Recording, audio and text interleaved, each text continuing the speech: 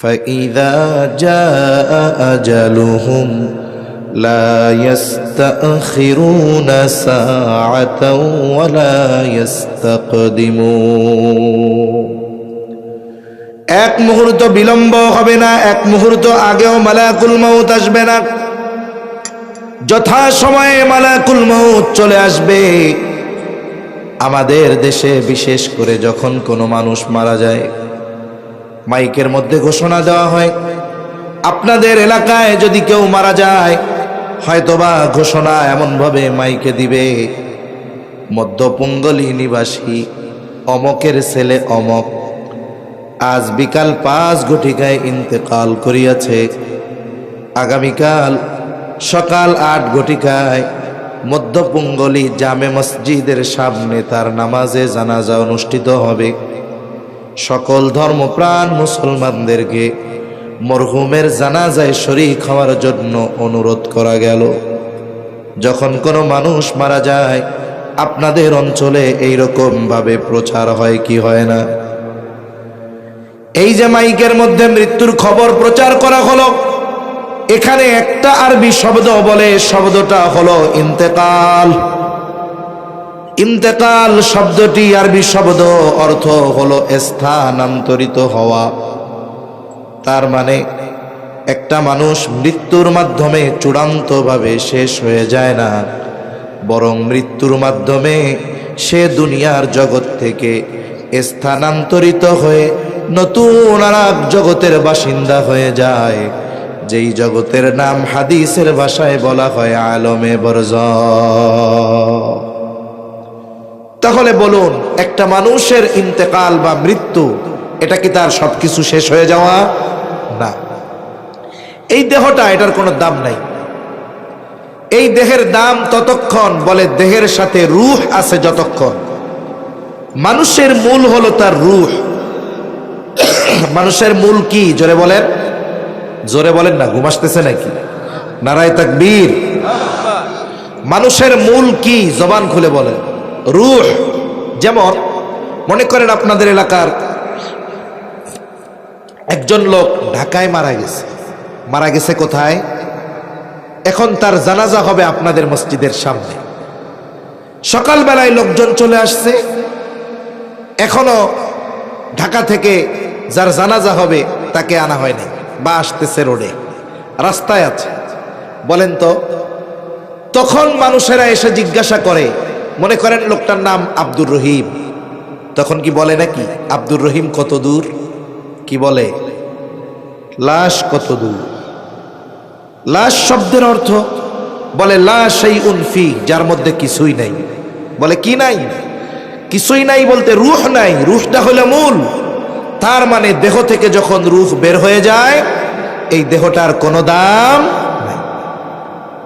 আমি আল্লাহর কসম করে বললে ভুল হবে না, আমার জীবনে এমন অভিজ্ঞতাও আছে। এক মাহফিলে গিয়েছি, আমার এশার পরে বয়ান, মাগরিবের পরে বয়ান করতেছেন চট্টগ্রামের একটা প্রসিদ্ধ মাদ্রাসা, পটিয়া মাদ্রাসার একজন মুহাদ্দিস।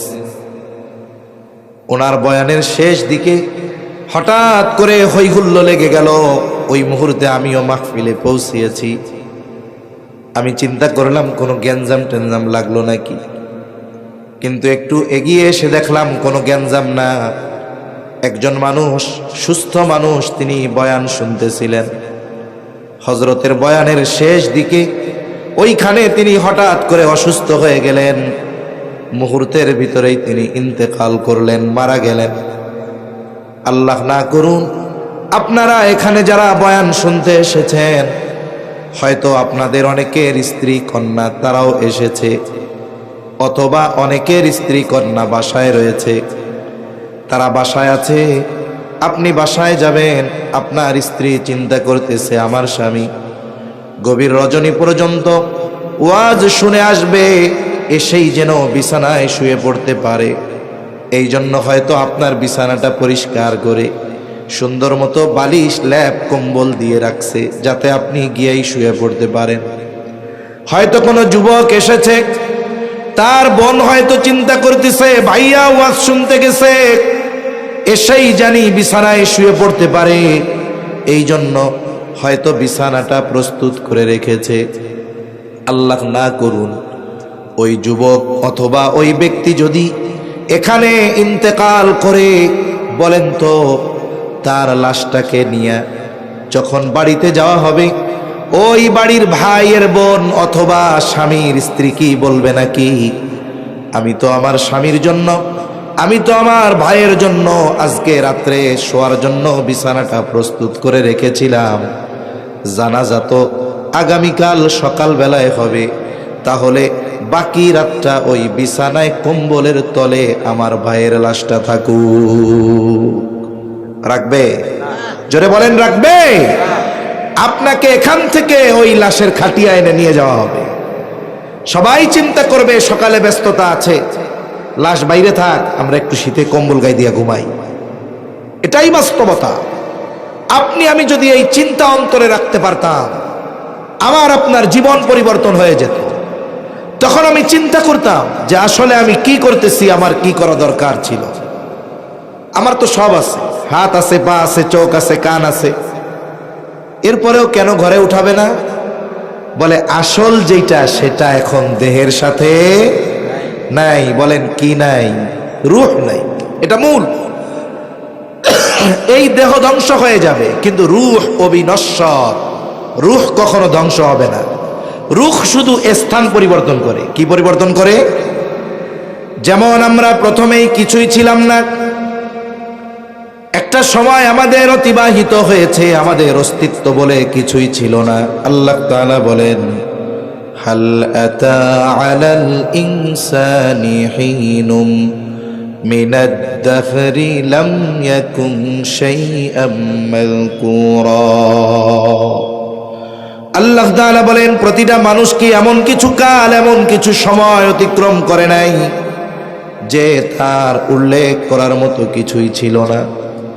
আসলেও তো আমাদের কিছুই ছিল না। একটা সময় এই সুন্দর দেহটা আমাদের ছিল না, আর একটা সময় তো রূহের অস্তিত্ব ছিল না। হাদিসের মধ্যে এসেছে আল্লাহ তাআলা আদম আলাইহিস সালাতু ওয়াস সালামকে মাটি থেকে বানিয়েছেন, আর আদম আলাইহিস সালামের পৃষ্ঠদেশ তথা পিঠ থেকে কিয়ামত পর্যন্ত যত মানুষ আসবে, যত মানুষ এসেছে, যত মানুষ আছে, আল্লাহ তাআলা সকলের রূহ একত্রিতভাবে একত্রে আদম আলাইহিস সালামের পৃষ্ঠদেশ তথা পিঠ থেকে যিনি বের করেছেন তিনি কে? তাহলে আমরা প্রথমে ছিলাম আলমে আরওয়াহ, রূহের জগতে। কোন জগতে ছিলাম? জোরে কর। রূহের জগতে। ওখান থেকে আল্লাহ তাআলা দীর্ঘকাল পর আমাদেরকে পাঠিয়েছেন মায়ের পেটে, বলে ওইটা হলো আলমে বতন। ওখান থেকে আমরা এসেছি একটা দেহর সাথে সম্পৃক্ত হয়ে, যেই জগতে, এই জগতের নাম হলো আলমে দুনিয়া। এই দুনিয়ায় রূহ আর দেহের সাথে একটা সমন্বয় ছিল দীর্ঘকাল। এই জন্য একটা সময় রূহ থেকে, যখন দেহ থেকে রূহকে আবার বিচ্ছিন্ন করা হলো, দেহর আর কোনো দাম নাই, এটাকে মাটির সাথে পুঁতে দেওয়া হলো, মাটিতে দাফন করে দেওয়া হলো। এরপরে রূহ চলে গেল আর এক জগতে, সেই জগতের নাম হলো আলমে বরজখ, লোকচক্ষুর অন্তরালে এক জগৎ। বলে ওই জগতে রূহের হালত কেমন হবে, অবস্থা কেমন হবে? বলে দুনিয়ার জগতে যারা আল্লাহ তাআলার আদেশ নিষেধ মেনে চলেছে, ওই মানুষগুলো আলমে বরজখের মধ্যে শান্তিতে থাকবে। হাদিসের মধ্যে এসেছে তাদের কবর হয়ে যাবে রাউদাতুম মিন রিয়াদিল জান্নাহ, কবরটা হয়ে যাবে জান্নাতের বাগান।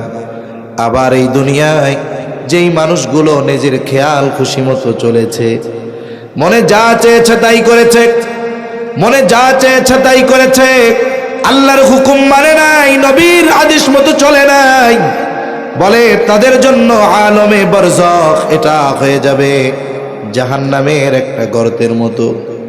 বলে আলমে বরজখে শান্তির পরিমাণ কত আর কষ্টের পরিমাণ কত। হাদিসের মধ্যে এসেছে, লম্বা হাদিস, যখন কোনো ব্যক্তিকে কবরে রাখা হবে, আল্লাহ তাআলার পক্ষ থেকে যখন ওই ব্যক্তির জন্য তিনটা প্রশ্ন হাদিসের মধ্যে এসেছে নির্ধারিত করা, আল্লাহর নির্দেশে ফেরেশতা চলে আসবে কবরে, তিনটা করে প্রশ্ন করা হবে। মার রব্বুক ওয়া মা দীনুক, আরেক বর্ণনায় আসছে ওমান নাবিয়ুক, আরেক বর্ণনায় আসছে নবীকে দেখায়া বলা হবে মা হাদার রাজুলুল্লাযী বুইসা ফীকুম, এই ব্যক্তিকে যাকে তোমাদের কাছে প্রেরণ করা হয়েছিল। এই তিন প্রশ্নের জবাব যে দিতে পারবে সে পরীক্ষায় পাস।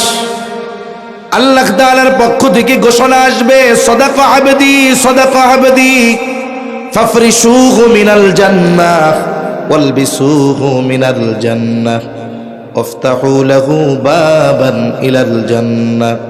নবীজি বলেন তার ব্যাপারে ঘোষণা আসবে আল্লাহর পক্ষ থেকে, আমার বান্দা সত্য বলেছে, আমার বান্দা সত্য বলেছে। ফাফরিশুহু মিনাল জান্নাহ, তার কবরের মধ্যে জান্নাতের বিছানা বিছায়া দাও। ওয়ালবিসুহু মিনাল জান্নাহ, তাকে জান্নাতের পোশাক এনে পরায়া দাও। ওয়াফতাহু লাহু বাবান ইলাল জান্নাহ, বলে তার কবরের সাথে জান্নাতের সাথে একটা দরজা খুলে দাও। নবীজি বলেন তার কবরকে এতটা বিস্তৃত করে দেওয়া হবে, তার দৃষ্টিসীমা যত দূরে যায় তত দূর পর্যন্ত তার কবরকে বিস্তৃত করে দেওয়া হবে। বলে কেন? বলে নবী জানায় দিয়েছেন ওই জগৎটা হলো লোকচক্ষুর অন্তরালের জগৎ। ওই জগতের কোনো কিছু দেখার মতো যোগ্যতা আল্লাহ মানুষকে দেন। আবার এই তিন প্রশ্নের জবাব যারা দিতে পারবে না এরা তো পরীক্ষায় ফেল, বলবে লা আদ্রি, আমি কিছুই জানি না। আল্লাহ তাআলার পক্ষ থেকে ঘোষণা আসবে কাযাবা আবদি কাযাবা আবদি ফাফরিশুহু মিনান নার ওয়ালবিসুহু মিনান নার ওয়াফতাহু লাহু বাবান ইলান নার।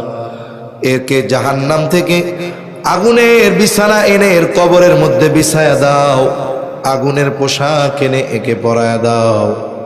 সাথে সাথে জাহান্নামের সাথে তার কবরের সাথে একটা দরজা খুলে দাও। নবীজি বলেন তার কবরকে এত সংকীর্ণ করে দেওয়া হবে, দুই দিকের মাটি তাকে এমন ভাবে চাপ দিবে যে এক পাজরের হাত অপর পাজরের মধ্যে ঢুকে যাবে। আবার আর এক হাদিসের মধ্যে এসেছে আলমে বরজখে মানুষের দুনিয়ার পাপের ভিন্নতায় শাস্তিরও ভিন্নতা থাকবে। এখন শাস্তির পরিমাণ এত, ওই আলমে বরজখে যার শাস্তি ও মনে করবে এটাই মনে হয় জাহান্নাম। ফেরেশতারা বলবে না এটা জাহান্নাম নয়, বরং তোমাকে যেই শাস্তি দেওয়া হচ্ছে জাহান্নামের শাস্তির তুলনায় এটা কোনো কিছুই নয়। বলে এর চাইতে কল্পনাতীত শাস্তি তোমাকে দেওয়া হবে কিয়ামতের পর জাহান্নামে। এইবার লোকটা জাহান্নামের শাস্তির খবর শুনে এতটা ভীত সন্ত্রস্ত হয়ে যাবে, ও আল্লাহর কাছে বলতে থাকবে আল্লাহ কখনোই যেন কিয়ামত কায়েম না হয়। আর যেই ব্যক্তি আলমে বরজখে শান্তিতে থাকবে ও মনে করবে এটাই মনে হয় জান্নাত। ফেরেশতারা তাকে বলবে না না এটা জান্নাত নয়, বরং জান্নাতের নাজ নেয়ামতের তুলনায় এটা কোনো কিছুই না। তোমাকে তো তোমার আসল জান্নাত দেওয়া হবে কিয়ামতের পরে, যেইখানে কল্পনাতীত নেয়ামত আল্লাহ তাআলা তোমার জন্য রেখে দিয়েছে। এইবার লোকটা আল্লাহর কাছে বারবার বলতে থাকবে আল্লাহ যত দ্রুত সম্ভব কিয়ামত কায়েম করেন, আমি আমার অনন্তকালের চূড়ান্ত বাসস্থান জান্নাতে চলে যেতে চাই। তাহলে ঘুম আসতেছে নাকি? তাহলে দেখেন আলমে বরজখে আযাবের তীব্রতা কত। একজন মনে করবে যে জাহান্নাম মনে হয় এটাই, কারণ এর চাইতে কঠিন শাস্তি আর হতে পারে না। এই আলমে বরজখে আমাদের সবার থাকতে হবে দীর্ঘকাল, তবে অনন্তকাল নয়। কতকাল আমরা থাকব এর কোনো সুনির্দিষ্ট মেয়াদ কাল জানা যায় না। তবে তাফসীরের মধ্যে এসেছে এই পৃথিবী থেকে সর্বশেষ যেই ব্যক্তি মারা যাবে ওই ব্যক্তি কমপক্ষে 40,000 বছর আলমে বরজখে থাকবে। সুবহানাল্লাহ। আমরা দীর্ঘকাল ব্যাপী ওই আলমে বরজখে থাকব। সিংহায় ফুৎকারের মাধ্যমে আলমে বরজখের অবস্থান কাল শেষ হবে। কোরআনুল কারীমের মধ্যে আল্লাহ তাআলা বলেন, ওয়ানুফিখা ফিস-সূরি ফাসা'iqa মান ফিস-সামাওয়াতি ওয়া মান ফিল-আরদ ইল্লা মান শাআল্লাহ সুম্মা নুফিখা ফীহি উখরা فإذا هم قيام ينظرون। আল্লাহ রাব্বুল আলামিন বলেন, প্রথমবার সিংহায় যখন ফুৎকার দেওয়া হবে, সিংহায় ফুৎকারের আওয়াজ এত তীব্র হবে, বলে ওই আওয়াজ সময়ের সাথে সাথে বাড়তে থাকবে, আওয়াজ এত বেশি হবে। আল্লাহ তাআলা বলেন, ফাসা'iqa মান ফিস সামাওয়াতি ওয়া মান ফিল আরদ, আসমান জমিনের মাঝে যত প্রাণী আছে, যত প্রাণ আছে, সবাই সিংহার ফুৎকারের আওয়াজে অজ্ঞান হয়ে যাবে। তাফসীরের মধ্যে এসেছে প্রথমে অজ্ঞান হবে, এরপরে তারা মারা যাবে। বলে তারা ছাড়া, কারা ছাড়া? বলে আল্লাহ তাআলা যেগুলো চান সেগুলো ছাড়া সকল প্রাণীর মৃত্যু সংঘটিত হবে। সর্বশেষ মানুষটাও ইন্তেকাল করবে, এই দুনিয়ার জগৎ থেকে আলমে বরজখের বাসিন্দা হয়ে যাবে। কত বছর থাকবে? বলে কমপক্ষে 40,000 বছর। এরপরে আল্লাহ তাআলা বলেন, সুম্মা নুফিখা ফীহি উখরা ফাইযা হুম কিয়ামুন ইয়ানজুরুন। আল্লাহ তাআলা এরপরে ইসরাফিল আলাইহিস সালামকে পুনরায় সিংহায় ফুৎকারের নির্দেশ দিবেন। দ্বিতীয়বার যখন সিংহায় ফুৎকার দেওয়া হবে, যে যেখানে মরছে, যাকে যেখানে কবর দেওয়া হয়েছে, সমুদ্রের মধ্যে হোক, গহীন অরণ্যে হোক, আপনাদের কবরস্থানে হোক, যেখানেই হোক না কেন, প্রত্যেকের অবস্থান স্থল থেকে উঠে দাঁড়িয়ে যাবে। বলেন আল্লাহু আকবার। কষ্ট হচ্ছে নাকি? আমি এইভাবে কথা বলি, এই জন্য বারবার সাইফুল ভাইকে দাওয়াত নেওয়ার সময় বলছি 10টায় বয়ান দিবেন। আমি রাত 11টার বক্তা না, 11:30টার ওয়াজ না। আমি ওয়াজ করতে করতে আমি ঘুমাই যাই, তাইলে আমি কি বেশি রাত্রে ওয়াজ করা পাবলিক? এজন্য আমারে লাস্টে আইনা টাইনা দিল কোন সময়? বলে প্রায় 12:15টার সময়। এটা ঠিক না। আমি তো আমার ওজোর আগের থেকে বলে দিচ্ছি যে ভাই আমি গভীর রাত্রে কথা বলতে পারি না, আমাকে দিবেন আগে। আমি কথা বলি ঠান্ডা কথা, এতে শ্রোতার ঘুম চলে আসার সম্ভাবনা বেশি। কিন্তু আপনাদের কি ঘুম আসতেছে নাকি? তাকবীর দেন, নারায়ে তাকবীর, মাশাআল্লাহ। মনোযোগী শ্রোতা অল্প হইলেও ভালো, জিমাইন্না শ্রোতা বড়া দরকার নেই। আপনাদের পাশে একটা অনেক প্রসিদ্ধ মাদ্রাসা আছে এই ফরিদপুর থানার মধ্যে, আদল মাদ্রাসা। 3-4 বছর আগে আসছি, ওই মাহফিলে আইসা তাওবা করছি, আর আসবো না এদিক। ওর পরে এই যে আসলাম সাইফুল ভাইয়ের জোরাজুরিতে। কেন আসছি বা কেন ওয়াদা করছি আসবো না? হায় রে ভাই, বড় আয়োজন। রাত 3টার সময় দিছে বয়ান। মানুষজন যা আছে, কেউ কম্বল গায়ে দিয়ে ঘুমাইতেছে, কেউ জিমাইতেছে, কেউ উত্তার হইছে। আমি মনে মনে চিন্তা করলাম আমারও একখান চকি দিতেন, শুয়া শুয়া ওয়াজ করতাম। এজন্য মাহফিলগুলা 12টার মধ্যে শেষ হওয়া দরকার। কারণ রাত বেশি হইলে বেনামাজির টেনশন নাই, টেনশন নামাজির। ঠিক কিনা কোন? অনেক মাহফিলে দেখছি রাত 1টার সময় বক্তা কয় ওয়াজ চলবে, লাফাইয়া কতজন কয় চলবে, কয় কতক্ষণ, কয় সারা রাত। খেয়াল করলে দেখা যাবে যে কেউটা কইছে সারা রাত, ওর একটাও ফজরের নামাজ পড়ে না। ঠিক কিনা বলেন? এজন্য মাহফিলগুলো মধ্যরাতে শেষ হয়ে যাওয়া দরকার। তা যাই হোক, আল্লাহ তাআলার নির্দেশে ইসরাফিল আলাইহিস সালাম দ্বিতীয়বার সিংহায় ফুৎকার দিলে আবার আমরা সবাই হাসরের ময়দানে উঠা যাব। আমি লম্বা কথা একেবারে সংক্ষিপ্ত সারে বলার চেষ্টা করতেছি। দেখেন হাসরের ময়দানে আমাদের অবস্থা কেমন হবে। মাঝে মধ্যে বৈশাখ মাসে এই দৃশ্যগুলো দেখা যায়। আপনি মনে করেন জমিনের মধ্যে কাজ করতেছেন, প্রখর রোদ, পুরা আকাশ পরিষ্কার, হঠাৎ করে মুহূর্তের ভিতরে 10 মিনিটের মধ্যে গোটা আকাশ অন্ধকার মেঘে ছেয়ে যায়। হয় কি হয় না? বলেন তো, 10 মিনিট আগে রোদের মধ্যে আপনার মনের অবস্থা যেমন ছিল, যখন গোটা আকাশ মেঘাচ্ছন্ন হয়ে গেল, ভর দুপুরে মনে হচ্ছে সন্ধ্যা নেমে এসেছে, বলেন তো ওই আবহাওয়া যখন হয়ে যায় 10 মিনিটের মধ্যে, মনের মধ্যে এক ধরনের আতঙ্ক কাজ করে কি করে না?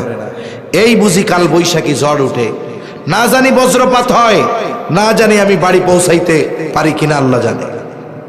তাহলে অনেক সময় মানুষ অবস্থা পর্যবেক্ষণ করে ভীত হয়ে যায়। মানুষ যখন কিয়ামতের ময়দানে উঠবে, ওঠার পরে বিচার কার্য কিছুই শুরু হয় নাই, কাউকে জাহান্নামেও দিয়ে দেওয়া হয় নাই। বলে হাসরের ময়দানে উঠে অবস্থা পর্যবেক্ষণ করে, ওয়েদার দেখে, আবহাওয়া দেখে মানুষ এতটা ভীত সন্ত্রস্ত হয়ে যাবে, নবীজি বলেন, হাদিসের মধ্যে আসছে, কিয়ামতের ময়দানে সকলে বিবস্ত্র অবস্থায় উঠবে, কারো গায়ে কোনো পোশাক থাকবে না, একেবারে বিবস্ত্র অবস্থায় উঠবে।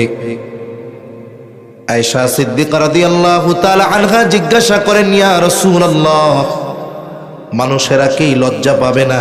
একজন কি আরেকজনের দিকে তাকাবে না? নবীজি বলেন, আয়েশা, মানুষ এতটা ভীত সন্ত্রস্ত থাকবে যে একজন আরেকজনের দিকে তাকানোর বিষয়টা চিন্তাও করবে না। কিয়ামতের ময়দানে মানুষের চিন্তাধারা কেমন হবে, অবস্থা কেমন হবে? বলে সকলে নিজের নাজাতের চিন্তায় বিভোর থাকবে। দুনিয়ায় যেই পিতা পরিশ্রম করার পরে সন্তানের চেহারা দেখলে তার ক্লান্তি দূর হয়ে যাইত। অনেক মানুষ আছে বিদেশে থাকে, অনেকে আছে ঢাকায় থাকে, 14, 15, 16, 18 ঘন্টা ডিউটি করবার পর বাসায় এসে যখন মোবাইলে ফোন দেয়, ভিডিও কলে ফোন দেয়, স্ত্রীকে বলে, আমার সন্তানটা কোথায়, একটু দেখাও। এইবার যখন ওই বাবা বিদেশ থেকে অথবা ঢাকা থেকে তার 1 বছর 2 বছরের সন্তানের চেহারাটা দেখে, মুহূর্তের ভিতরে বিগত 18 ঘন্টার কষ্ট নিমেষেই তার থেকে দূর হয়ে যায়। ঠিক কিনা বলেন? তার দিলটা প্রশান্তি লাভ করে। তাহলে দুনিয়াতে মানুষ আত্মার শান্তি লাভ করার জন্য সন্তান, স্ত্রী, মা বাবার চেহারা দেখে, পেরেশানি দূর করার জন্য। কিয়ামতের ময়দানে পেরেশানি দূর করার জন্য মা বাবার চেহারা দেখতে চাইবে না, বরং ওই দিন মা বাবা, স্ত্রী, সন্তানের চেহারা দেখাটা তার জন্য আরো বেশি চিন্তার কারণ হবে। আল্লাহ তাআলা সেই দিনের অবস্থা তুলে ধরে কুরআনুল কারীমের সূরা আবাসার মধ্যে বলেন, ইয়াউমা ইয়াফিরুল মারউ মিন আখিহি ওয়া উম্মিহি ওয়া আবিহি ওয়া সাহিবাতিহি ওয়া বানিহি লিকুল্লি ইমরিইন মিনহুম ইয়াউমাইযিন শা'নুন ইউগনি। আল্লাহ তাআলা বলেন, কিয়ামতের দিন ভাই ভাইয়ের থেকে পলায়ন করবে, ওয়া উম্মিহি ওয়া আবিহি, পিতামাতার থেকে পলায়ন করবে, ওয়া সাহিবাতিহি ওয়া বানিহি, স্ত্রী সন্তানদের থেকে পলায়ন করবে। কেউ চাইবে না হাসরের ময়দানে তার পিতার সাথে দেখা হয়ে যাক, কেউ চাইবে না স্ত্রী সন্তানের সাথে দেখা হয়ে যাক, এজন্য পালায়া পালায়া থাকবে। শুধু তাই না, তাফসীরের মধ্যে এসেছে মানুষেরা আল্লাহ তাআলার কাছে এমন ভাবেও বলবে, আল্লাহ, সারা দুনিয়ার সব মানুষকে জাহান্নামে দিয়ে হলেও আপনি আমাকে জান্নাত দিয়ে দেন। তাহলে ওই কিয়ামতের ময়দানের ভয়াবহতা কত বেশি, এটা ওই সময় বাস্তবে উপলব্ধি করা যাবে। ঠিক কিনা বলেন? এবার বিচার আচার হবে। বিচার আচারের পরে মানুষেরা 2 দলে বিভক্ত হবে। কয় দলে? জোরে কর। এ দুনিয়ায় যত দল হোক না কেন, কিয়ামতের দিন সর্বশেষ কয় দল? 2 দল। আল্লাহ তাআলা বলেন ফারিকুম ফিল জান্নাতি ওয়া ফারিকুম ফিস সাঈর। একটা দল হবে জান্নাতি, আর এক দল হবে জাহান্নামী। জান্নাতি যারা জান্নাতে ঢুকবে অনন্তকাল জান্নাতি।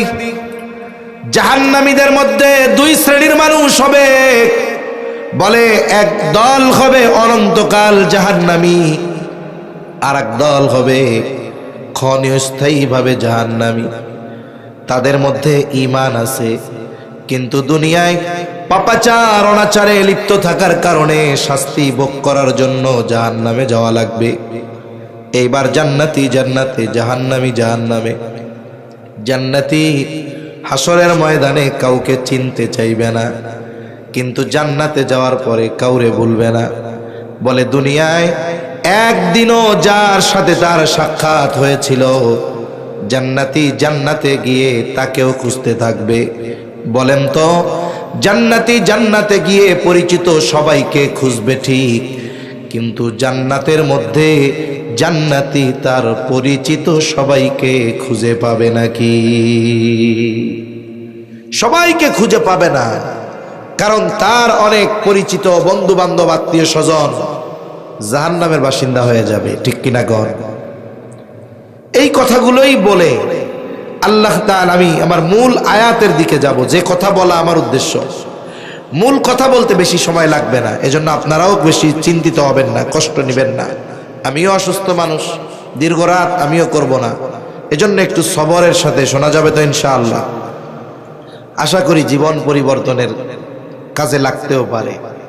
আসলে আমি গতানুগতিক দ্বারার ওয়াজ করতে পারি না, আমি কোরআন সুন্নাহর আলোকে কথা বলি।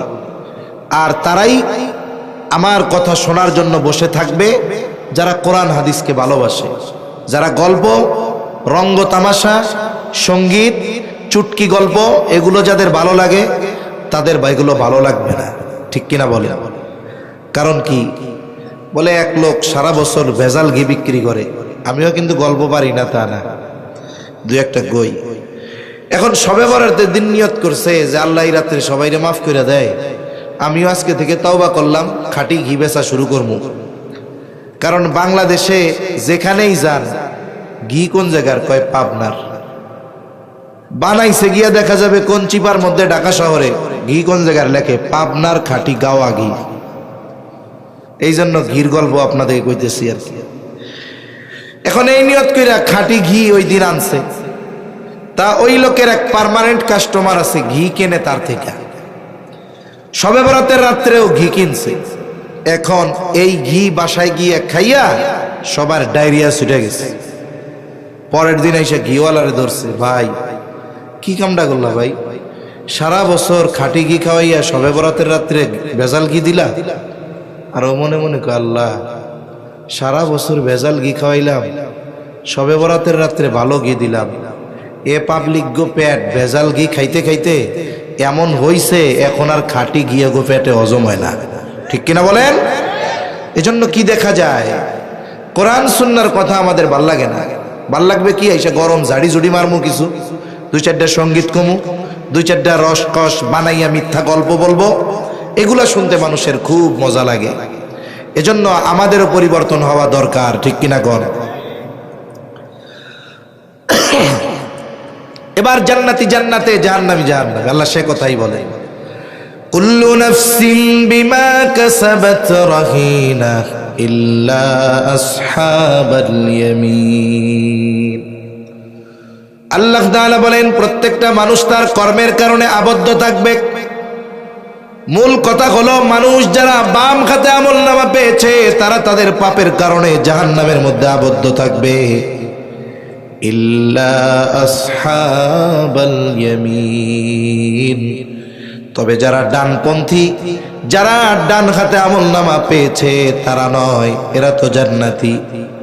এবার জান্নাতি জান্নাতে গিয়ে পরস্পর তারা আলোচনা করবে, কোথায় রে আব্দুর রহিম রে তো জান্নাতে দেখি না, একসাথেই তো আমরা বাজারে ব্যবসা করতাম, একই মাঠেই তো খেলাধুলা করতাম, একই কলেজে লেখাপড়া করতাম, কোথায় আব্দুর রহিম? জান্নাতীরা পরস্পর আলোচনা করতে থাকবে। ফি জান্নাতিন ইয়াতাসাআলুনা আনিল মুজরিমিন। মুজরিমদের ব্যাপারে তারা আলোচনা করবে। তাফসীরে ইবনে কাসীরের মধ্যে এসেছে আল্লাহ তাআলা জান্নাতি আর জাহান্নামীদের মধ্যে দেখা এবং কথা বলার ব্যবস্থা করে দিবে। জান্নাতি জাহান্নামীকে দেখবে, জাহান্নামী জান্নাতীকে দেখবে। জান্নাতি যখন জাহান্নামের দিকে তাকায় দেখবে, আরে ওই জাহান্নামের মধ্যে তার অনেক পরিচিত জন, প্রিয়জন আগুনের মধ্যে পুড়তেছে। এই দৃশ্য দেখে জান্নাতি আল্লাহর দরবারে শুকরিয়া আদায় করে বলবে, আল্লাহ আপনি যদি আমার উপরে দয়া না করতেন হয়তো আজকে আমাকেও ওর মতো জাহান্নামে পোড়া লাগতো। এবার জাহান্নামী জান্নাতীদেরকে দেখতে পাবে। জান্নাতের দিকে তাকায়া জাহান্নামী দেখবে তার অনেক প্রিয়জন, বন্ধু বান্ধব, আত্মীয় স্বজন জান্নাতের নাজ নেয়ামত ভোগ করতেছে। এটা দেখে সে আফসোস করবে, আহারে দুনিয়ায় তো ওর সাথে খেলাধুলা করতাম, কিন্তু নামাজের সময় যখন বলতো যে বন্ধু চলো নামাজটা পড়ে এরপরে বাকি খেলাধুলা করব, তখন বলতাম তুমি যাও পরে পড়মুনে। আহারে ওই দিন যদি ওর সাথে মসজিদে যাইতাম, হায়রে গানের অনুষ্ঠানে যাইতে চাইতাম, বন্ধু বলতো যাইও না। ওই দিন যদি ওর কথা শুনতাম, তাফসীর মাহফিলে যাওয়ার জন্য ডাকতো, ওর সাথে যাইতাম না। আহারে যদি সেই দিন এই দিনই মাহফিল গুলাই যাইতাম, তাহলে আজকে আমিও হয়তো ওর সাথে জান্নাতে থাকতে পারতাম। এই যে দুনিয়ার কিছু কর্মের জন্য সে আফসোস করবে, তার এই আফসোস তার কষ্ট বৃদ্ধির কারণ হয়ে যাবে। কারণ আফসোসের কারণে মানুষের কষ্ট বাড়ে। এবার কথোপকথনের ব্যবস্থা আল্লাহ তাআলা করে দিবেন। জান্নাতীরা পরস্পর এই মুজরিম পাপীদের কাছে জানতে চাইবে, ফি জান্নাতি ইয়াতাসাআলুনা আনিল মুজরিমিন। জান্নাতীরা পরস্পর মুজরিম পাপী তথা জাহান্নামীদেরকে জিজ্ঞাসা করবে, মা সালাকাকুম ফি সাকার, কোন কারণে তোমরা সাকারের অধিবাসী হইলা, কেন তোমরা জাহান্নামের অধিবাসী হইলা। জান্নাতীরা জাহান্নামীদের প্রশ্ন করবে, কেন তোমরা জাহান্নামী হইলা, তোমরা জাহান্নামী হওয়ার কারণ কি। আল্লাহ রাব্বুল আলামিন আমাদেরকে এই কথাগুলো আগের থেকে জানায় দেন। জান্নাতীদের এই প্রশ্নের জবাবে জাহান্নামীরা তাদের জাহান্নামে যাওয়ার 4টা কারণ বলবে। কয়টা কারণ? জোরে বলেন কয়টা? 4টা। 10 মিনিটের মধ্যে শেষ হয়ে যাবে ইনশাআল্লাহ। 4 কারণ বলবে। এই 4 কারণ নিয়েই আমরা একটু কথা কইয়া শেষ করে দিব। 1 নাম্বার কারণ, জাহান্নামীরা বলবে যে তারা কেন জাহান্নামে। 1 নাম্বার তারা বলবে, ক্বালু লাম নাকু মিনাল মুসাল্লিন। 1 নাম্বার কারণ, আমরা মুসল্লি ছিলাম না। জাহান্নামে যাওয়ার 1 নাম্বার কারণ কি? মুসল্লি না হওয়া। কি জোরে বলেন? মুসল্লি কারে কয়? সপ্তাহে 1 দিন মসজিদে গিয়ে হাজিরা দিলে সে মুসল্লি না। বলে শত ব্যস্ততায়ও 5 ওয়াক্ত নামাজ ছেড়ে দেয় না, এইগুলা হলো মুসল্লি। প্রকৃত মুসল্লির জন্য আরো পুরস্কার রয়েছে, কারণ প্রকৃত মুসল্লির অন্তরে সব সময় নামাজের চিন্তা আছে না নাই? জোরে বলেন আছে না নাই? সে যেখানেই যাক তার চিন্তা নামাজের সময় যখন হবে, কাজ করা যাবে না, আমাকে দৌড়িয়ে মসজিদে চলে যেতে হবে। এই রকম যার অন্তরের অবস্থা, তার ব্যাপারে নবীজির সুসংবাদ। এক হাদিসের মধ্যে নবীজি বলেন, কিয়ামতের দিন কোথাও কোনো ছায়া থাকবে না আরশের ছায়া ছাড়া। নবীজি বলেন, ওই আরশের ছায়ায় 7 শ্রেণীর মানুষ স্থান পাবে। কয় শ্রেণীর মানুষ? জোরে বলেন কয় শ্রেণীর? এর মধ্যে 1 শ্রেণীর মানুষ নবীজি বলেন, রাজুলুন কলবুহু মুআল্লাকুম ফিল মাসাজিদ। বলে এক শ্রেণীর মানুষ হলো ওই ব্যক্তি যার অন্তর মসজিদের সাথে সম্পৃক্ত ছিল। সে 24 ঘন্টা মসজিদের মধ্যে থাকতো, বিষয়টা এমন নয়, বরং সে যেখানেই থাকুক না কেন সব সময় তার অন্তরে নামাজের চিন্তা থাকতো। বলে এই ব্যক্তি আরশের ছায়ায় স্থান পাবে। এখন আমাদের সকলের মুসল্লি হওয়া দরকার আছে না নাই? জোরে বলেন আছে না নাই? কিন্তু আমরা মুসল্লি হইতে পারি না দুনিয়ার কারণে। কিসের কারণে? জোরে কর। দুনিয়ার কারণে। মানুষ তার কর্মব্যস্ততার কারণে নামাজ পড়ার সুযোগ পায় না। ব্যবসায়ী ব্যবসার ব্যস্ততায়, চাকরিজীবী চাকরির ব্যস্ততায়, কৃষিজীবী কৃষি কর্মের ব্যস্ততায়, ভ্যান চালানোওয়ালা ভ্যান চালানোর ব্যস্ততায়, টমটম চালানোওয়ালা টমটম চালানোর ব্যস্ততায় নামাজ পড়ার টাইম পায় না। কতজনে নামাজ পড়তে বললে বলে ভাই এত ঋণ হইয়া রইছি, শোধ করতেই পারতেছি না, আমি নামাজ পড়বো কোন সময়? কয় কি কয় না? অথচ বলেন তো নামাজ পড়লে শুধু কি দুনিয়ার আখেরাতের লাভ? দুনিয়ার লাভ নাই? জোরে বলেন দুনিয়ার লাভ আছে? মনে রাখবেন, মানুষ মূলত অধিকাংশ মানুষ নামাজ না পড়ার কারণ হলো রিজিক অন্বেষণ করার কারণ। জীবন উপকরণ অর্জনের কারণে নামাজ পড়তে পারে না। যে যে কাজই করুক রিজিকের জন্যই তো করে, নাকি? কথা কি বুঝেন? তাকবীর দেন আবার, নারায়ে তাকবীর। এই যে চাকরিজীবী চাকরি করে কেন? রিজিকের জন্য। রিজিক মানে কি? বলে জীবন উপকরণ। ভ্যানওয়ালা ভ্যান চলায় কেন? রিজিকের জন্য। কৃষিজীবী কৃষি কাজ করে কেন? কয় রিজিকের জন্য। একটু বুঝে থাকলে প্রশ্নটা জবান খুলে জবাব দিবেন। বলেন তো যেই মানুষগুলো রিজিক উপার্জন করতে গিয়ে নামাজ পড়ার টাইম পায় না, যেই রিজিক উপার্জন করতে গিয়ে নামাজ পড়ার টাইম পায় না, সেই রিজিকের মালিক কে? আরো জোরে বলেন কে? রিজিকের মালিক আল্লাহ। এখন বলেন তো আমরা যদি ওই রিজিকের মালিক রাজ্জাক, তিনি রিজিক পাওয়ার যেই পদ্ধতি বলে দিয়েছেন, ওই পদ্ধতি বাদ দিয়ে নিজস্ব পদ্ধতিতে রিজিক তালাশ করার চেষ্টা করি, প্রকৃতপক্ষে বরকতময় রিজিক পাওয়া যাবে? জোরে বলেন যাবে? যাবে না। আমি উদাহরণ দিলে বুঝতে আপনারা পারবেন আশা করি। এখন যদি কেউ আসমানওয়ালার থেকে বরকতময় রিজিক চায়, মনে রাখতে হবে বরকতের সম্পৃক্ততা পরিমাণের সাথে নয়। আল্লাহ তাআলা চাইলে অল্পের মধ্যে বরকত দিতে পারেন কি পারেন না? আবার অনেক আছে বরকত শূন্য করে দিতে পারেন কি পারেন না? এখন আমরা যদি বরকতময় রিজিক চাই, কি করণীয়? আল্লাহ তাআলা বলেন ওয়া'মুর আহলাকা বিস-সালাতি ওয়াসতাবির আলাইহা লা নাসআলুকা রিজকা। আল্লাহ তাআলা বলেন বান্দা তুমি যদি আমি আল্লাহর পক্ষ থেকে বরকতময় রিজিক চাও, তুমি তোমার অধীনস্থ যারা তাদেরকে নামাজের আদেশ দাও, সাথে সাথে ওয়াসতাবির আলাইহা, তুমিও তার উপরে অটল থাকো। তার মানে নিজে মুসল্লি হয়ে যাও, ঘরের মানুষদেরকেও মুসল্লি বানায় দাও। আল্লাহ তাআলা বলেন বান্দা লা নাসআলুকা রিজকা, আমি আল্লাহ তোমার কাছে রিজিক চাই না, কিন্তু তুমি যদি নামাজি হয়ে যাও, তোমার ঘরের মানুষরা যদি নামাজি হয়ে যায়, আল্লাহ তাআলা বলেন নাহনু নারযুকুকা, তোমরা নামাজি হয়ে যাওয়ার কারণে আমি আল্লাহ তোমাদের রিজিক দিয়া দিব। আল্লাহর কথা কি মিথ্যা? তাহলে কেন আমরা নামাজ পড়ি না? নামাজ পড়লে দুনিয়ার লাভ আছে না নাই? রিজিক দেওয়ার প্রতিশ্রুতি যিনি দিয়েছেন তিনি কে? আল্লাহ দিয়েছেন। এখন দেখেন, এই রিজিক দেওয়ার প্রতিশ্রুতি আল্লাহ দিয়েছেন মানে বরকতময় রিজিক দিবেন। অল্প হলেও ওটা তার জন্য যথেষ্ট হয়ে যাবে। আচ্ছা, আমাদের দেশে অনেক মানুষ আছে লক্ষ টাকা বেতন পাওয়ার পরেও বলে মাস শেষে চলে না।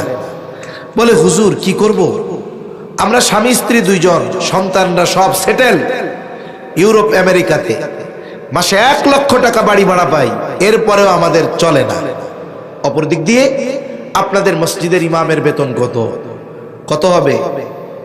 আমার মনে হয় না 10, 15, 20 হাজারের বেশি হবে, কম হওয়ার সম্ভাবনা বেশি, ঠিক কিনা? কম 8-10 হাজার টাকা বেতন। কিন্তু হুজুর তার পরিবারে স্বামী স্ত্রী 2 জন, বাচ্চা আছে 4টা, সাথে সাথে মা বাবাও আছে। সংখ্যা কয়জনের? বলে 8 জনের ফ্যামিলি। বেতন কত? 10,000। চলা তো অসম্ভব, এরপরেও আল্লাহ চালায় নেয়, ঠিক কিনা কর? কেন চলে? চলার একটা কারণ আছে। কোন ইমামের ঘরে তার মা বাবা বেনামাজি হয় না, কোন ইমামের স্ত্রী বেনামাজি হয় না। আরে ইমামের ঘরে 2 বছরের ছোট বাচ্চাটাও ইমামের সাথে সেজদা দেয়। মনে রাখতে হবে, ইমাম সাহেব যেমন নামাজি, ঘরের মানুষগুলো নামাজি হয়ে যাওয়ার কারণে বেতন অল্প হলেও ওই অল্প বেতনে বরকত যিনি দেন তিনি কে? তাহলে আজকে থেকে রিজিকের চিন্তা করে, কর্মের দোহাই দিয়ে নামাজ পরিত্যাগ করে এদের চাইতে বোকা আর কেউ নেই। এজন্য আমরা যদি মুসল্লি হই, সবচাইতে বড় কথা জাহান্নাম থেকে বাঁচা যাবে। আর দুনিয়ার লাভ কি?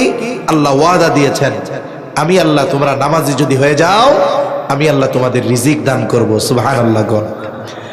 2 নাম্বার কারণ, জাহান্নামীরা বলবে ওয়ালাম নাকুনু তুইমুল মিসকিন, আমরা মিসকিনদেরকে খানা খাওয়াইতাম না। খানা খাওয়ানো ফজিলতের কাজ। নবীজির কাছে এক ব্যক্তি এসেছে, এসে জিজ্ঞাসা করে আইয়ুল ইসলামি খাইর, ইসলামের মধ্যে সর্বোত্তম আমল কোনটা? নবীজি তো উম্মতের রুহানি ডাক্তার, একই প্রশ্নের জবাব ব্যক্তির ভিন্নতায় ভিন্ন জবাব দিতেন। এই ব্যক্তির এই প্রশ্নের জবাবে নবীজি বললেন তুতঈমুত তাআম ওয়া তাকরাউস সালাম আলা মান আরাফতা ওয়া মান লাম তারিফ। নবীজি বলেন, তুমি মানুষকে খানা খাওয়াইবা আর পরিচিত অপরিচিত সবাইকে বেশি বেশি সালাম দিবা। এখানে নবীজি খানা খাওয়ানোর কথা বলে কোনো ক্লাসিফিকেশন করেন নাই, স্তর বিন্যাস করেন নাই। স্বাভাবিকভাবে কোন দরিদ্র মানুষ সে যদি কোনো কোটিপতিকে আল্লাহর সন্তুষ্টির জন্য খানা খাওয়ায়, বলেন তো এই খানা খাওয়ানোর বিনিময়ে সে সওয়াব পাবে কি পাবে না? খাওয়াইতে হবে কার জন্য? একজন কোটিপতি যার খাবারের প্রয়োজন নাই, তাকে যদি আল্লাহর জন্য খানা খাওয়াইলে সওয়াব হয়, তাহলে যার খাবারের প্রয়োজন, ক্ষুধার্ত, বলেন তাকে খানা খাওয়াইলে সওয়াব বেশি না কম? দ্বিগুণ সওয়াব হয়। কয় গুণ? 1 নাম্বার, সে তো দরিদ্র, স্বাভাবিকভাবে খানা খাওয়ানোর সওয়াব। 2 নাম্বার, খাবারটা তার প্রয়োজন ছিল, প্রয়োজন, এই জন্য খানা খাওয়ানোর দ্বারা তার প্রয়োজন মেটানো হয়।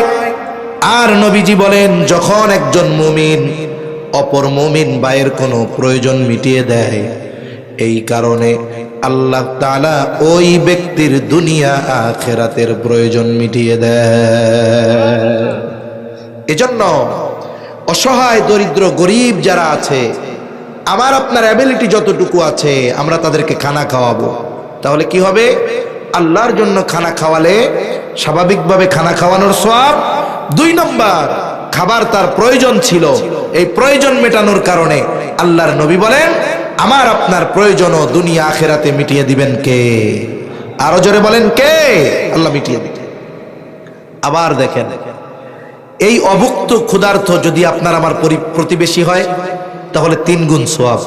খানা খাওয়াইলে কয় গুণ সওয়াব? জোরে কন্যা, কয় গুণ? 3 গুণ। 1 নাম্বার, প্রতিবেশী হিসাবে তার হক আদায় হবে। 2 নাম্বার, খানা খাওয়ানোর সওয়াব হবে।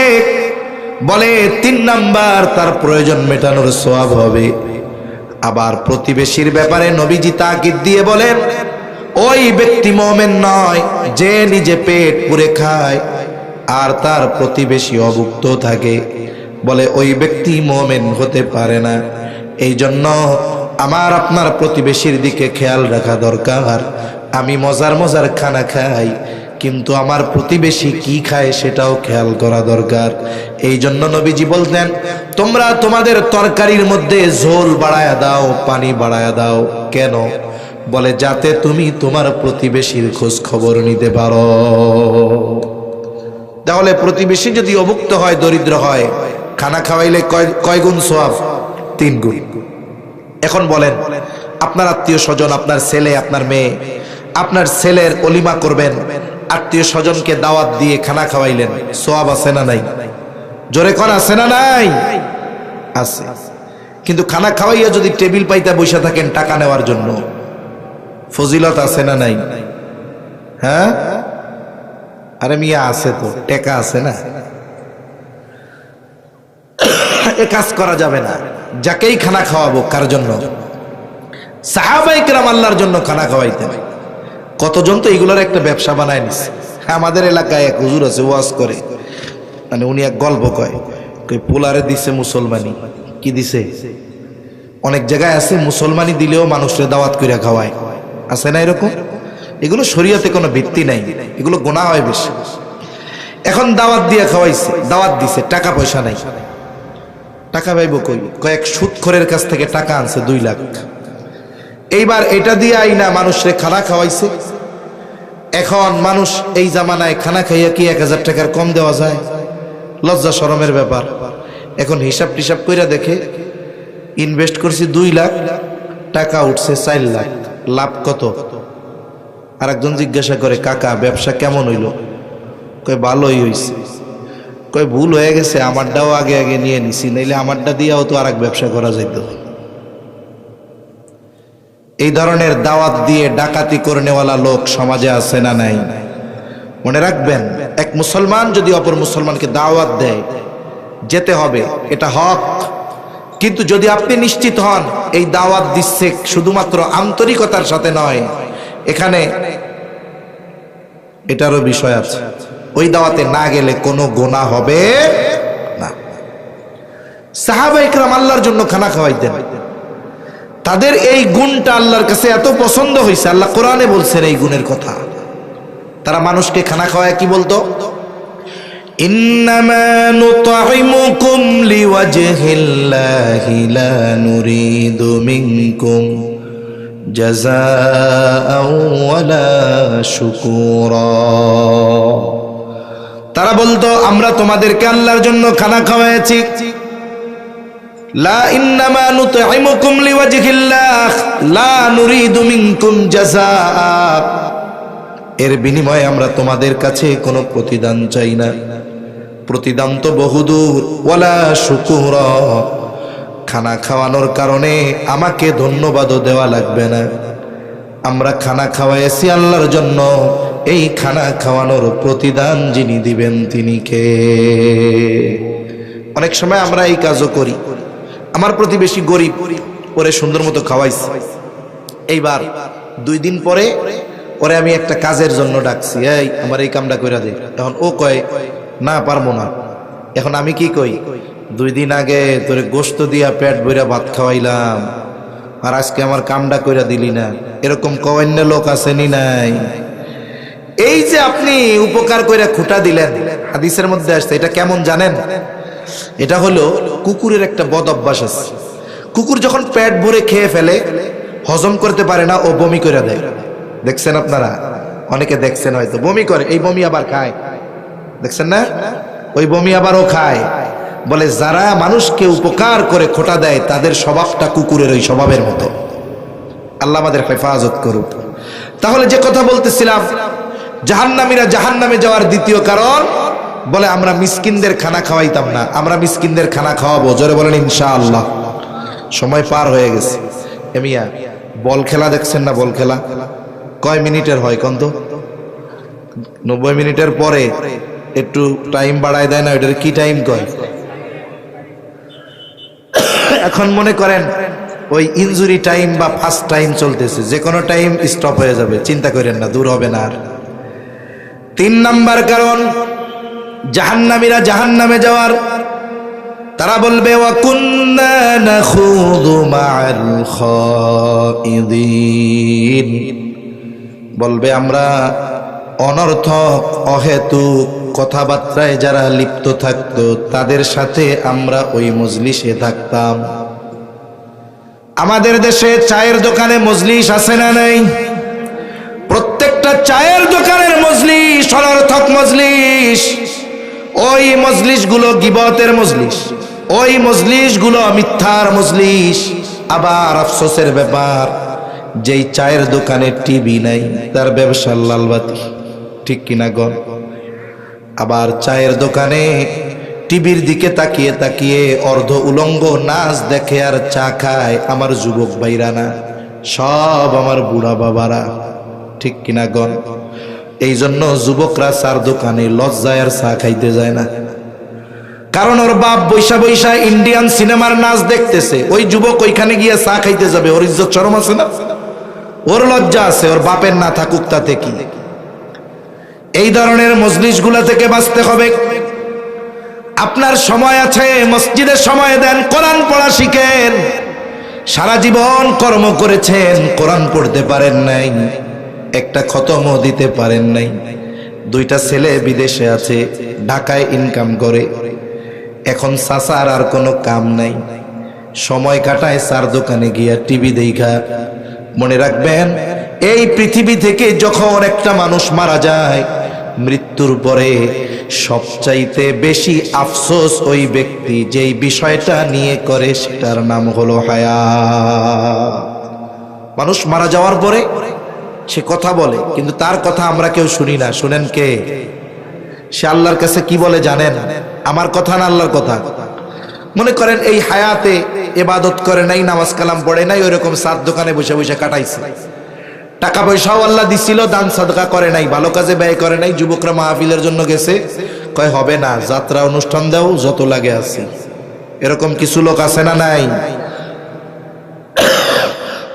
ওই লোকগুলাও তো একদিন মরবে, তাই না? ওরা মরার পরে কি বলবে? আল্লাহ বলতেছেন, فيقول رب لولا أخرتني إلى أجل قريب فأصدق وأكن من الصالحين।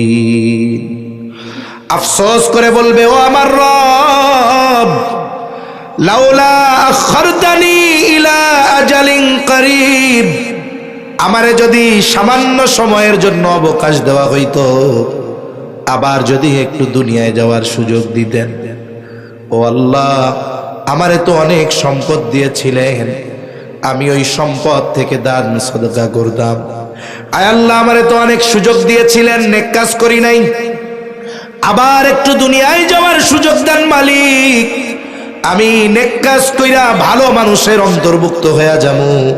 ও বলবে, ফাআসাদদাকা ওয়া আকুম মিনাস সালিহিন, ও আমার রব, একটু সময় দেন দুনিয়ায় যাওয়ার জন্য, সম্পদ থেকে দান সদকা করব, ভালো কাজ করে ভালো মানুষের অন্তর্ভুক্ত হয়ে যাব। বলেন তো, ওই ব্যক্তি তখন যতই আবেগ নিয়ে আল্লাহ তাআলার কাছে এই ফরিয়াদ করুক না কেন, একটা মুহূর্তের জন্য পুনরায় তাকে দুনিয়ায় ফিরে আসার সুযোগ দেওয়া হবে নাকি? তাহলে যেই বিষয়ের জন্য আফসোস করবে মানুষ মরার পর, সেই হায়াত এখন আমাদের আছে না নাই? আপনি কেন চার দোকানে কাটিয়ে দেন? এ যুবক, কেন তুমি মোবাইল দেখে কাটিয়ে দাও? তুমি এই সময়ের মূল্য এখন বুঝতেছ না। তুমি সময়ের মূল্য বুঝবে যখন সময় থাকবে না, ঠিক কিনা বলেন? এজন্য মুরব্বীদের অনুরোধ করব, এই ধরনের মজলিসগুলো বাদ দিয়ে আপনার মসজিদের ইমামকে বলেন, কোরআন তো পড়তে পারি না, হুজুর শিখাইয়া দেন। ইমাম কি বলবে? দত্তরি মিয়া পারবো না শিখাইতে, এরকম বলবে? বরং আগ্রহের সাথে সে আরো কোরআন শিখাবে। এজন্য আমরা অনর্থক মজলিসে সময় ব্যয় করব না। 4 নাম্বার কারণ বলবে, ওয়া কুন্না নুকাল্লিবু বিয়াউমিদ্দিন, আমরা কিয়ামতের দিবসকে অস্বীকার করতাম। এখানে দুইটা অবস্থা হতে পারে। একটা হলো এক ধরনের মানুষ, তারা কিয়ামতের ব্যাপারে বিশ্বাসী ছিল তবে উদাসীন, কিয়ামতকে বিশ্বাস করত তবে এ ব্যাপারে গাফেল ছিল, তারা দীর্ঘকাল জাহান্নামে থাকবে। কিন্তু যারা কিয়ামতকে অস্বীকার করবে, এশার পরে যে হযরত বয়ান করেছেন, সম্ভবত আব্দুস সামাদ আজাদি সাহেব, তাই না? উনি কালিমা শিখাইছিল, আমানতু বিল্লাহ ওয়া মালাইকাতিহি ওয়া কুতুবিহি ওয়া রুসুলিহি ওয়াল ইয়াউমিল আখিরি ওয়াল কদরি খাইরিহি ওয়া শাররিহি মিনাল্লাহি তাআলা ওয়াল বা'সি বা'দাল মাউত এই জায়গায় আছে ওয়াল ইয়াউমিল আখিরি, কিয়ামতের উপরেও ঈমান আনা। বলে কেউ যদি পরকালের কোনো একটা অংশকে অবিশ্বাস করে সে বেঈমান। সে কি বলেন? এই জন্য আখিরাতের উপরে পরিপূর্ণ বিশ্বাস অর্জন করতে হবে। বলে কেউ যদি আখিরাতকে অস্বীকার করে সে বেঈমান, চিরকাল জাহান্নামে থাকবে। কিন্তু আখিরাত বিশ্বাস করে উদাসীন, সে দীর্ঘকাল জাহান্নামে থাকবে। এখন যদি সে কাফের হয় তাহলে তো সে অনন্তকাল জাহান্নামী। এইবার ওই মানুষগুলো বলবে এভাবে চলছে দুনিয়া, নামাজ পড়লাম না, মিসকিন অসহায়দেরকে খানা দিলাম না, ভালো মজলিস গুলায় বসলাম না, হায়রে কিয়ামতের ব্যাপারে গাফেল ছিলাম। এভাবে চলছে দুনিয়া হাত্তা আতানাল ইয়াকিন, দৃঢ় সত্যের আগমন ঘটলো, অর্থাৎ মৃত্যু চলে আসলো। তাওবা করতে পারলাম না, ভালো কাজ করতে পারলাম না, নেককার হতে পারলাম না, এখন ঠিকানা হয়ে গেল জাহান্নাম। আর আল্লাহ তাআলা বলেন ফামা তানফাউহুম শাফাআতুশ শাফিঈন। আল্লাহ তাআলা বলেন বান্দা, এই কথাগুলো কোরআনুল কারীমে এত সুস্পষ্টভাবে বলে দেওয়ার পরেও তোমরা যেহেতু নিজেদের মধ্যে পরিবর্তন আনতে পারো নাই, ঠিকানা তোর জাহান্নাম, কোন সুপারিশকারীর সুপারিশ তোমাদের জন্য কবুল করা হবে না। এখন বলেন কারা কারা জান্নাতে যেতে চাই? হাত উঁচা করেন। কারা জান্নাতে যাইতে চাই? হাত উঁচা করেন। নারায়ে তাকবীর, নারায়ে তাকবীর। মাশাআল্লাহ, হাত নামান। কেউ আছেননি জাহান্নামে যাইতে চান? কিন্তু জাহান্নামে যাইতে চাই না ঠিক, জাহান্নামীদের কাম তো করি। এজন্য জাহান্নামীদের কাজ আমরা করব না, জাহান্নামীদের কাজ আমরা করব না। তাহলে জাহান্নাম থেকে যদি বাঁচতে হয়, জান্নাতে যদি যেতে হয়, তাহলে কি করণীয়?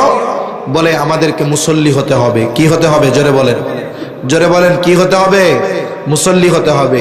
মিসকিন অসহায়দেরকে খানা খাওয়াইতে হবে। এরপরে অনর্থক এই চার দোকানের মজলিস বাদ দিতে হবে। এরপরে আখিরাতের প্রতি দৃঢ় বিশ্বাস রাখতে হবে। তাহলে জাহান্নাম থেকে কোন জায়গার বাসিন্দা হওয়া যাবে? বলেন। আল্লাহ সকলকে জান্নাতের বাসিন্দা হিসাবে কবুল করুক। সকলে বলি আমিন।